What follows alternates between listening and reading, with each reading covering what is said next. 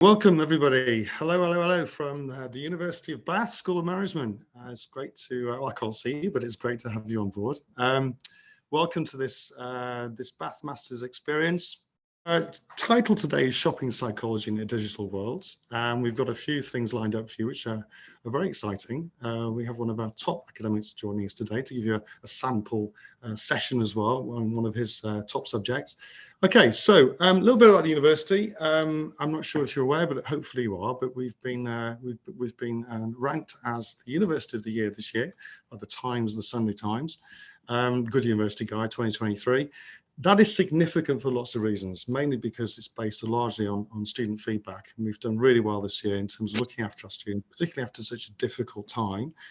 And the accolade really reflects our particularly strong performance, not just across the board, but particularly in terms of the fact we're 4th in the UK for undergraduate university experience and 5th for graduate prospects. And I know careers is really important to all of you. And when we get into the section later, we're going to talk a little bit more about the support we give to our students in terms of their careers and hunting for jobs and those sort of things. So that's a little bit about the university. Now, if you know anything about rankings, you'll know that they come in all sorts of forms and they different shapes and different sizes. At the university level, we're very good at institutional level, but also right down to our subject level and our program level, we do particularly well. We're in the top 50 for our MSc Marketing and on the QS World University Business Masters rankings, and top 10 in the UK. For MSc Management, we're ranked in the top 100 globally and top 10 in the UK. And also the MSc in Finance is also top 100 and top 20 in the UK.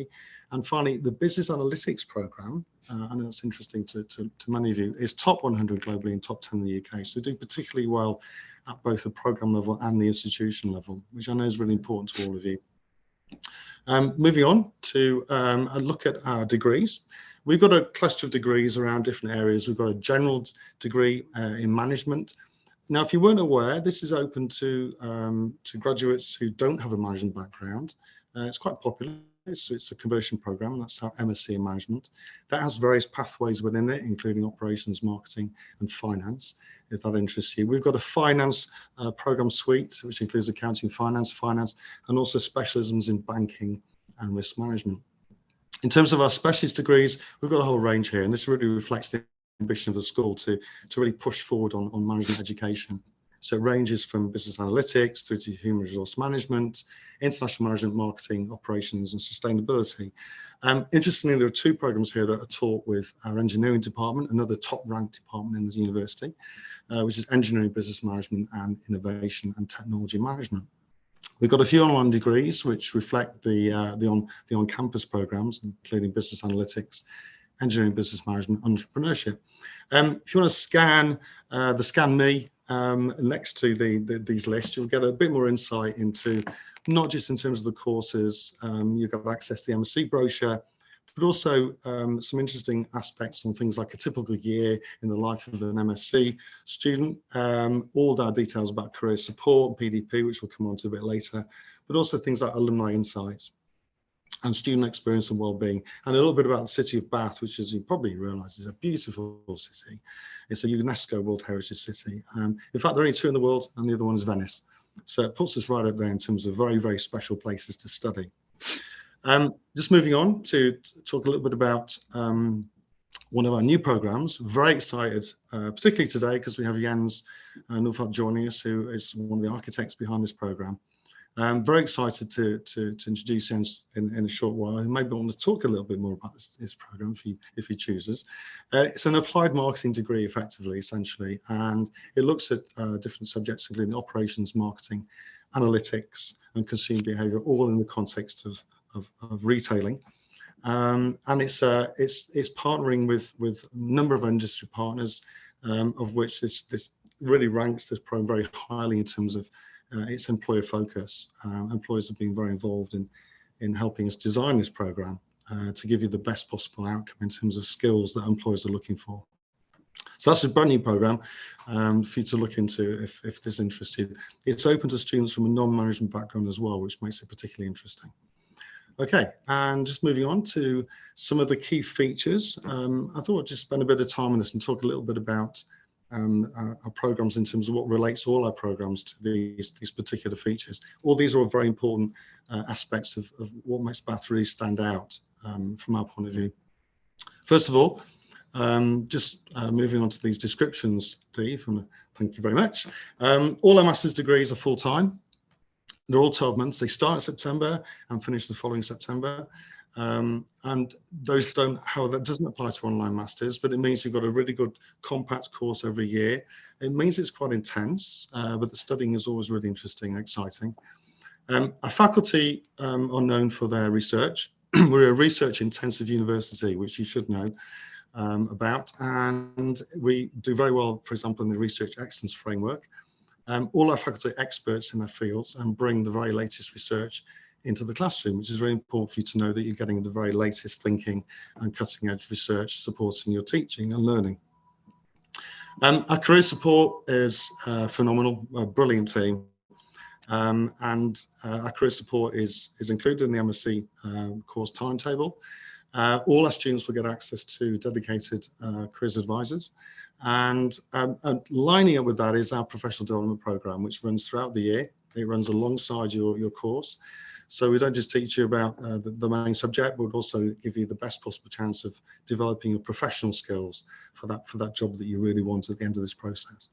So there's a series of optional activities, and you work with employers to develop the skills that they're really looking for. On top of that, we have a dedicated student experience officer team, again, fantastic team, and they're there to support you all the way through the programme and the degree. And finally, at Bath, you'll be part of a vibrant international community. Very proud to say that our master's students come from more than 50 different countries. We're very proud of our diversity right across the programmes.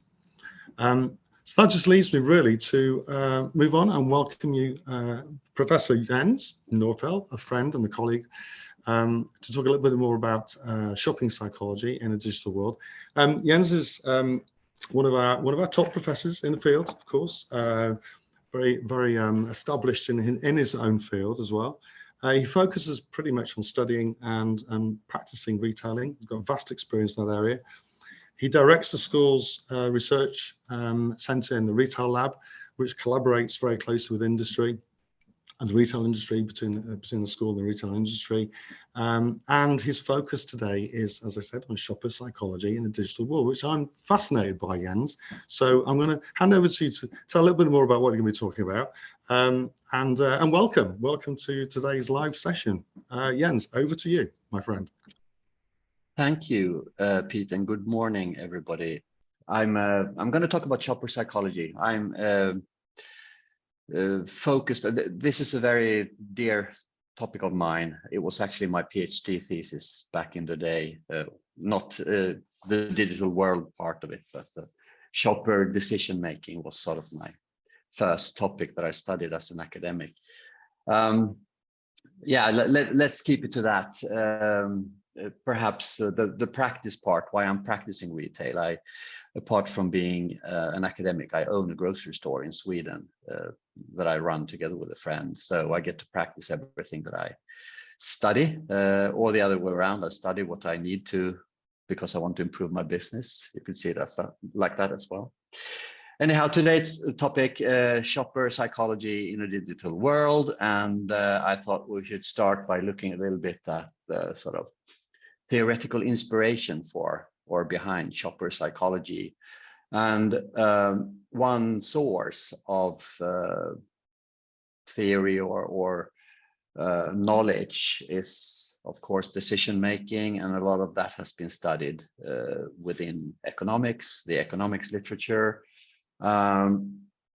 So an economic a professor of economy would probably use some kind of multi-attribute model. They have various attributes of a product. Let's say that you're buying a computer. You want to know the quality, the price, and various aspects of it. And then they measure how you balance or sum or other ways prioritize among these attributes. That would be a typical economic study. And as a marketing person or a retail person, you think that that's lacking context, perhaps. You think it's a little bit too just, studied in isolation. And I guess most, if you're a friend of Nobel Prizes, and if you study what goes on there, you know that most of the Nobel Prizes in economy have been awarded to people studying finance and economics, and it's almost always someone who's been looking at how people, shoppers, consumers have, shortcomings when it comes to the logic of the decision making. So this is sort of an area, and in shopper psychology we borrow a lot of ideas from there. Another field that we both borrow or find inspiration from, but we also sort of contrast to, is psychology, applied psychology, perhaps especially advertising. To me, if I can say so, and I guess I've started, so I better finish the sentence or the line of thought. I think there is a lot of the advertising that's being studied because it's easy to study. It's very easy to set up an experiment with students, and you show them different kinds of ads, and you measure how they respond to that. So, well, anyhow, these are two big fields that contribute to the understanding of shopper behavior. But shopper behavior, shopper psychology is perhaps not so much a academic topic in itself. It's rather quite an applied topic. So if you talk to anyone in the retailing industry or in the brands industry and so on, they have a specific sort of idea about shopper psychology and how to influence a shopper. And perhaps I should define shopper a little bit. A customer is basically anyone. A consumer is someone who's buying something. A shopper is someone who is in the process of buying something. So that person would be somehow searching for information or be in a store or something like that. So I think the context is very important. And I think talking about context, the one aspect that both these fields that I've mentioned so far is often lacking is that shopping is actually a visual process. And if you think about it, those of you who are looking at your screens now, you probably think about this eye. And the reason why you think about the eye is because you look at it. It's not because you consciously have selected to or chosen to think about an eye. So this is called a bottom-up process. And the majority of our thinking is influenced by or totally controlled by bottom-up processes. And this whole field of understanding cognition or thought is, at least as I see it, very understudied, and it's not taken into account enough. So a bottom-up process is when your senses control what you think about and influence how your thought processes appear or occur. A top-down process is when you are in full control of your own decision processes and thinking. So an example of a top-down process would be if you're planning, you're sitting down at the kitchen table planning what to buy, and you have a paper and pen and you write down a shopping list, then that would be quite, you are consciously aware and consciously controlling your thoughts. But as soon as you're in the store, you use your eyes to look around and you hear sounds, and you perhaps, you use your various senses. And this is a table that I use a lot to sort of understand what goes on and what influences our decision making. And as you can see on the left side, you have the various senses. You have the seeing, hearing, smelling, tasting, and feeling. And then in the middle, you see the capacity of each of these senses. Lots of numbers, but if you look to the right, it's starting to make sense. So you can see that basically, or the vast majority of what enters your thought process comes from your eyes. 83% of what you think about, 83% of what you process is input from your eyes. So it's quite strange that so much decision-making theory and marketing theory and so on neglect this fact. So a lot of my research is based on how you can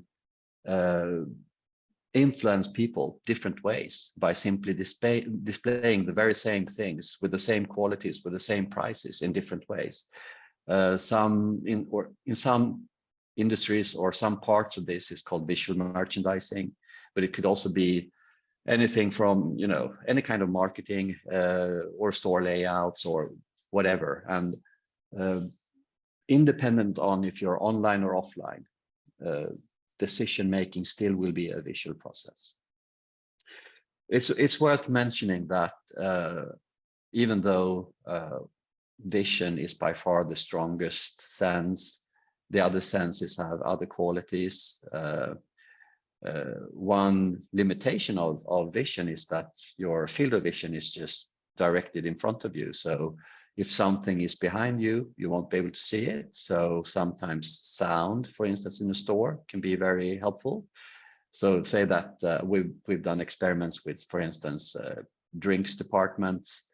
And if they're not in the layout in a position where you naturally look, you can have the sound of someone opening a bottle and pouring up a glass of soda or beer or something like that. And then more people will pay attention to that department and go over there. Another interesting aspect is that both scent and taste are chemical senses connected to something in your brain called the amygdala, which is also referred to as the emotional center of the brain. So they have a direct effect. They don't go through your cortex. They don't go through your processing part of your brain. So you are instantly and without being able to control it, affected by sound and scent.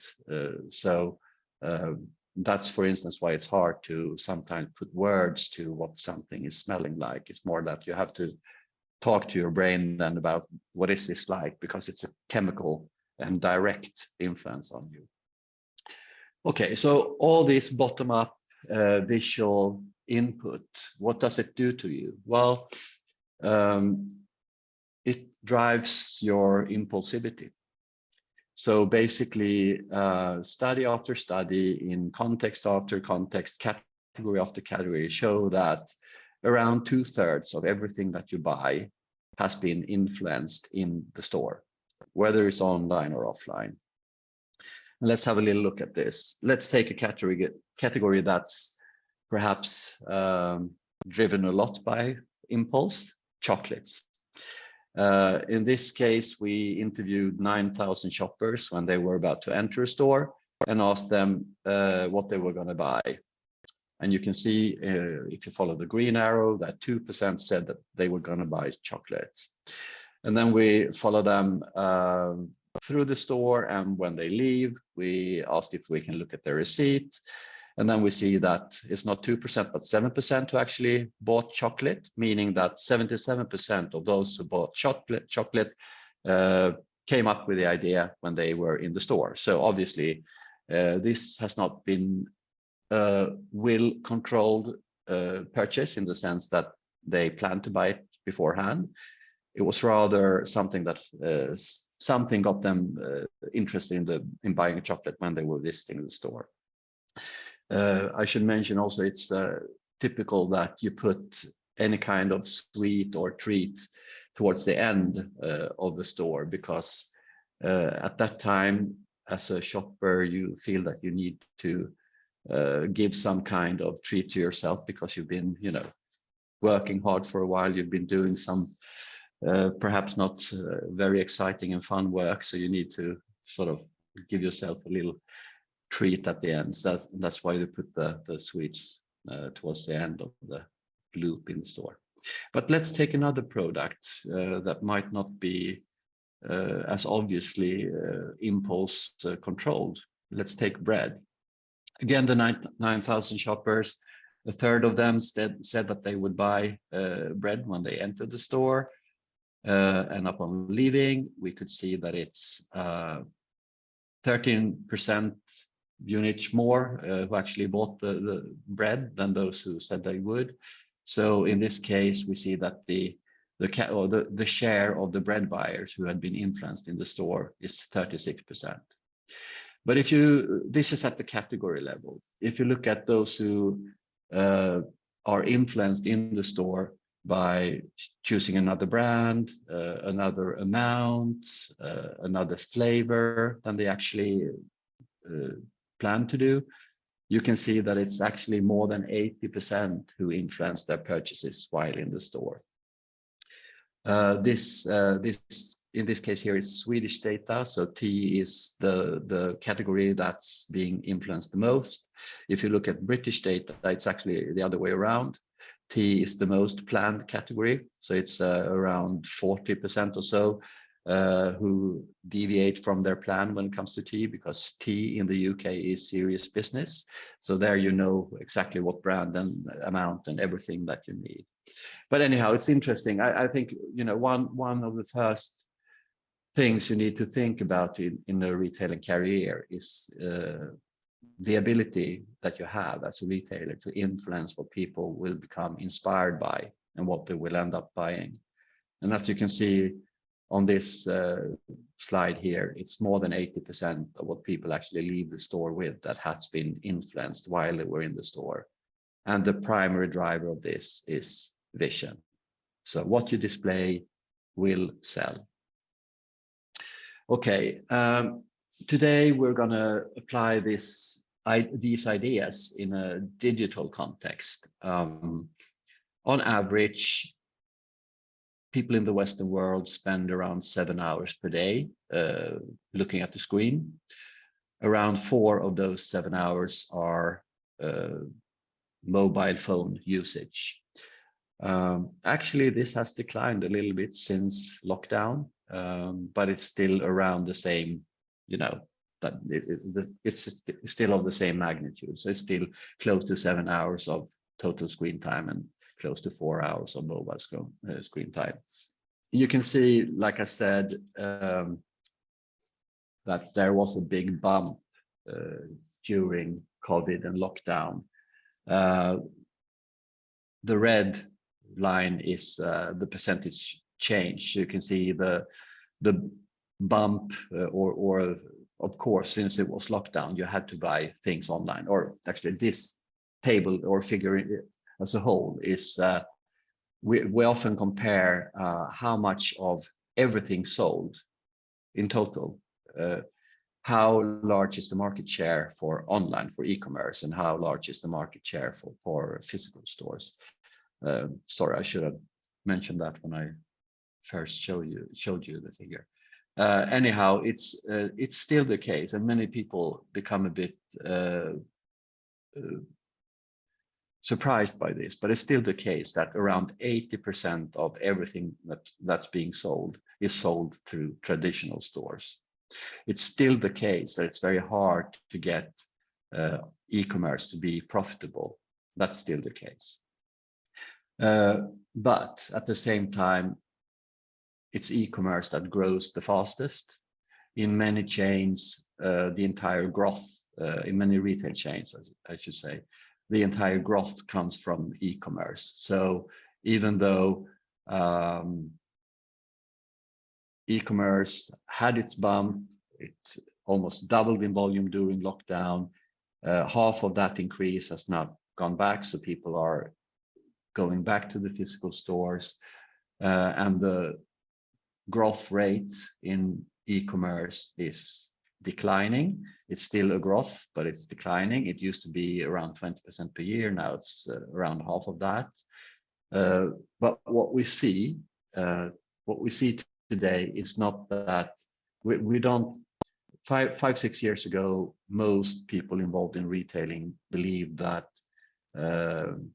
e-commerce would take over and sort of kill physical stores. Today, most people have settled around the idea that it's probably going to be an omni-channel world for the future, where you have different channels. So anyone operating in the retail space, whether you're an H&M or a Tesco, you will have to live with many channels, both physical and digital. And these different channels have different qualities. So for instance, in a physical store, it's easier to get a quick overview because you browse the store and you look at the different categories, and you use the store as an inspiration, and you have the instant gratification. You don't have to wait for your order to come, even if it's a fast delivery, like, you know, the next day or something, or even faster than that. You still have to wait if you buy it online. If you go to the store, you can pick it up and use it immediately, and you don't have to receive an email that it's going to be delivered by end of day or something like that. You have, you know, it's an easy delivery in the sense that you can just bring it with you. However, there are also advantages, of course, with online shopping. I think one of the major drivers of online is that you have the depth and the width of the assortment. If you say that you're buying some kind of, well, specialty item, not food, but, you know, fashion or technical items or so, it might be that the physical store doesn't have your size, your color, your type in stock. So even if you go to the store, you need to even if you go to the physical store, you later need to order it online. And you also have the comfort perhaps of being able to, you know, make the decision in your home. So the different channels have different qualities, but I think it's fair to say that there is sort of an unexpected return of the physical store.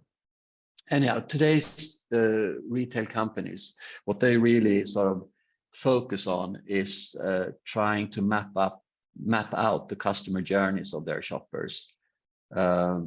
And this may seem evident to most of us, but still companies, they have this idea that shopping occurs in a certain sequence and that most shoppers behave in the same way. One thing that when e-commerce started to appear, one kind of journey that many companies thought was going to be sort of the most typical one, and they perhaps feared it a little bit, was showrooming. Showrooming is basically when you go to a physical store to get the service and the help that you need. Perhaps you try out an outfit, or you get to talk to store staff about the special qualities of a product, but then you order it online, perhaps even from a competitor.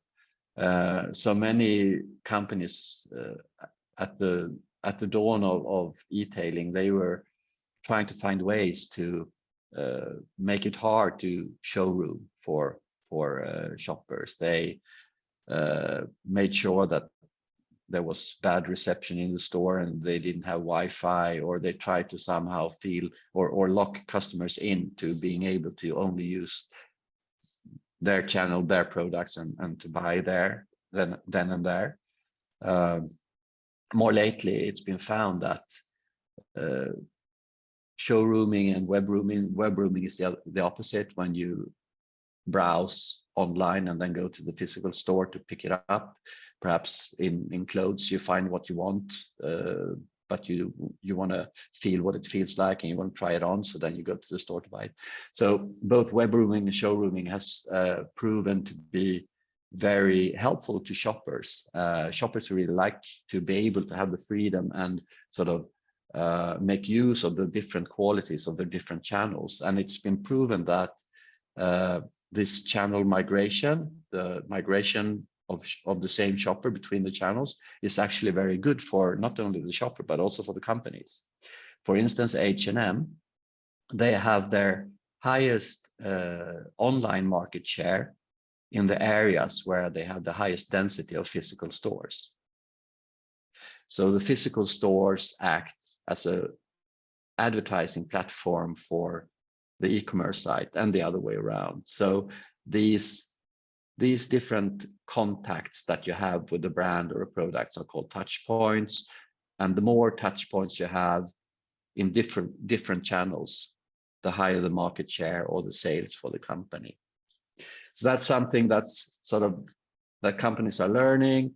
But as I said, I think most companies today are surprised by how the physical stores have come back after the lockdown, and they are now reinvesting in the physical store. But they also understand that the role of the physical store has changed since the omni-channel retail world has become true. Few industries are today scared that online or offline will take over and there will be an apocalypse for the other side or the other channel. Most have come to the conclusion that omni-channel will probably be the thing, and it's rather the growth or the development is in areas such as quick commerce as opposed to e-commerce with the Deliveroos and the home delivery services. But okay, so that's sort of a general setting of the stage or background. I thought we should have a look at two experiments where we go into the more depth of the visual merchandising and compare online to offline. I'm going to pick one example from fashion and one from groceries. And in both cases, you will become aware of that the driver is visual merchandising or visual psychology, visual perception. So it's the same logic, but you have to apply it quite differently depending on if it's online or offline. So first we have mannequins or models online. And this project started as we realized that Zara and H&M used totally different strategies online. So Zara showed models without displaying the head of the model. They just showed the part of the body that displayed the outfit, whereas H&M showed the whole figure of the model. And also, if you think about it, what mannequins look like in store, some are with heads, some are without heads, some have wigs and makeup and look very natural. Others are, you know, could be more like a hanger or something like that. So we were interested in looking at how can this be, or what kind of effect does this have and why, and is it different online and offline? And we used eye tracking, we used field experiments, we used laboratory experiments. This is the result. And you can see that online, if you have an e-store, you should do like Zara did it. You should not display the head. But in the physical store, it's the other way around. There you should have a mannequin with a human-like wig, makeup, head, obviously. And the reason behind this, or the psychology behind it, I'll flip to the next slide. The bars will look very much the same, but here you have, we asked shoppers and we controlled this in experiments, and we found that it was obvious that it was easier to envision yourself wearing the product in these circumstances that I just described. So if you think about the decision process online is quite different from in the store. Online, you have all the time and so on in the world to really scrutinize and look in detail at the photo. And in that case, it's the model doesn't look like you.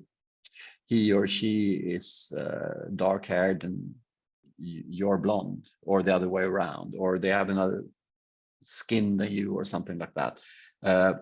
Then it's harder for you to envision yourself wearing it. So you don't need those kind of peripheral dimensions. They only inhibit you from being able to envision yourself wearing it. Whereas in the physical store, it's more of a scanning approach. You go around in the store, you try to take in everything or as much as possible at the same time. And then if the mannequin is more human looking, the mannequin will be given more attention. And we could see this in the eye tracking studies, that you looked for a longer time at the mannequin with the head, even though you were actually looking at the head quite a lot. But so you give more attention to something that looks more human in the physical environment. So that's why You have to sort of flip the understanding. So basically, in both cases, we prove here that it's a visual process. You can influence the decision by working with visual merchandising. The products are the same, the prices are the same, everything else is the same. It's just the display that differs. So you can apply the same kind of psychology, but you need to flip the reasoning because the context is different. Okay, let's go to a grocery store and see what we'll find there.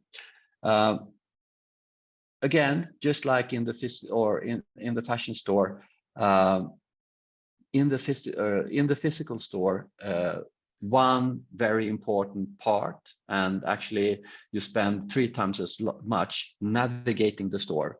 You spend 3 times as much time navigating the store than to actually selecting from a shelf. So navigation is a great part of things, and that is a visual process. And you look at the shelves and you try to figure out, okay, where is the meat, where's the drinks, where are the chocolate, obviously, and then you go there and select.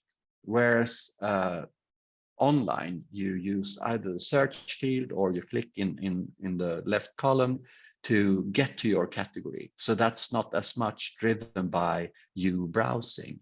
And this makes a big difference. And let's have a little look at that. So this is an eye tracking clip from a grocery store, and you can see how you use the display in this case to find out. And this is chocolates, so that's a good example of what happens for those 77% who impulse buy chocolate. And then you realize, well, it's actually discounted, and you get some more. This could be any one of us, right? Getting chocolate. But we can see how we use the eyes to sort of look around and chose the categories. So the browsing part, the search part is very prominent. If you compare that to okay, yeah. So basically, what you need to do then to capture attention is if you look at on the display on the left, it's not very organized color-wise. And from a display like that, around on average, 1 out of 100 shoppers buys something. 25% look at it, but 1% buys something. If you, on the other hand, in the physical store, organize the assortment, then you will get more attention. So you will double the amount of people who actually look at the display, and sales will increase. So around 1% will buy from the display, and that is a sales increase with 1,000%. So same products, same place in the store, same price, everything. In the physical store, if you make it visually appealing to look at the display, we find numbers like this. Sales go up 10 times or with 1,000% by simply working with visual merchandising. However, online, you don't need the assortment to attract attention to the category, because you attract the attention by either using the search field or by clicking in the left margin. So then it's more like this. And this is in Swedish again. I'm sorry for that, or I should perhaps be happy about that, because then you get also a language lesson at the same time. And now we're looking for household tissue. And you can see in this case that you're not browsing, not at all. You're just spending all the time comparing different aspects of the products. So it's a totally different process. It's still a visual process. You can see how you fixate on these different products, and you look at the content and look at the prices and so on. But it's a different process. And what happens then is, if you look at the right side of this slide, there you have it organized color-wise. So you have it, the Tropicana on the bottom and 2 other brands on the top of it. And you can see the eye tracking, or the scan path that the eye tracker has helped us with.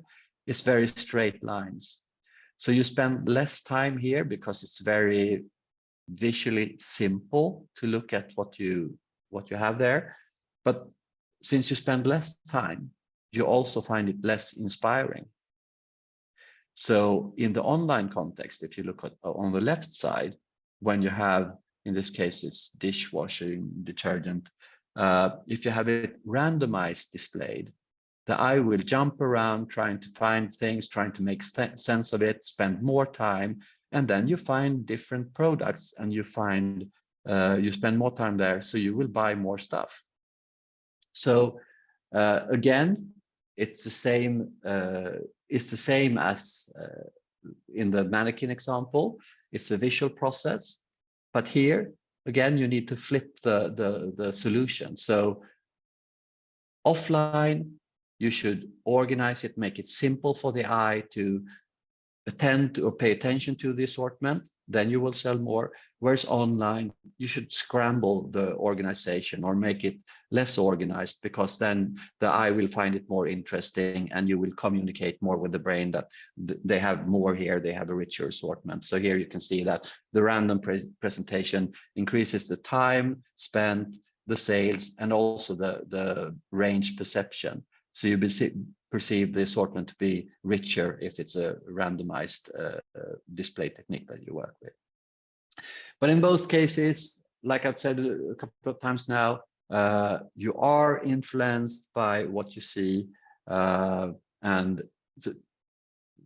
you need to take the context into account, and then you will have to flip the way that you actually tactically work with these techniques. I should perhaps mention that people are less impulsive online than offline. People buy more on impulse, and people vary their purchases more offline than online. One of the reasons why people go back to physical stores now after lockdown is to get a greater variation. Online, you tend to be more risk averse. So you go to the same stores, you look at the same products, and if it's clothing, for instance, if it's a brand and a size that you know that fits you, then you can buy it online, but you're less open to trying out new things. To do that, to really see what's there, to really try new things, you go to the physical store, because that's when you can get a sense and a touch and a feel of it. So that was what I had to say on shopper psychology in a digital world. I think key takeaways is that remember that anything you think about is very much influenced by your senses, especially by your eyes. And as a person working with marketing, you have to adapt that knowledge to the context, and the context will differ if you're in a physical world or in a digital world. So thank you. Jens, thank you very much. Brilliant. Very interesting, fascinating stuff. I've got a couple of questions for you. I'm not sure if you've got your Q&A window open. Very quick, short question is, was the share of in-store influence at brand level based on consumers in the UK?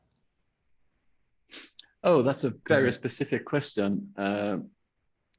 Okay, so in-store brand level influence UK. Well, you know, I have a very simple answer, and that is that it's impossible to answer because it's so dependent on everything.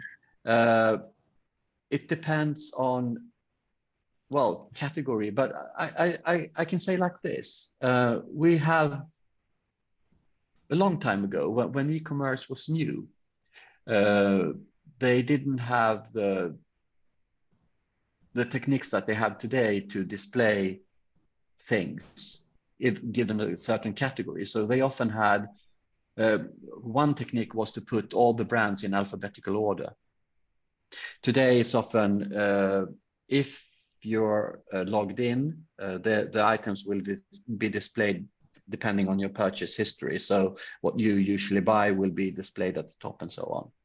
But from the beginning, they didn't have those kind of algorithms to drive the website. So they put things in alphabetical order. And then anything beginning on an A sold dramatically more than at any other circumstance. So what I'm saying is that people, even though you saw on the eye tracking video that people do scroll up and down a little bit, to be located first on the screen, on the results page, is very good for any product. So independent of category or type of product, the visibility is key. And yeah, the impulsivity, I mean, if it's Coca-Cola or something that a really strong brand, then people tend to be more brand loyal. Another sort of driver behind all this is that if you have a discount, people tend to buy up. So if you're typically buying the private label or the store brand, and then there is a national brand on discount, then you trade up to that. But if it's a private label or store brand on discount, you don't trade up as much. So it's dependent on the category, dependent on the type of retail, dependent on the positioning of the brand in that category. So it's really difficult to give you one answer like that. Jens, thank you very much indeed for today's session. Brilliant talk. With that, I'll say adieu and see you soon, and hopefully see you in Bath very soon. Good luck to everybody, and thank you for joining today. Thank you.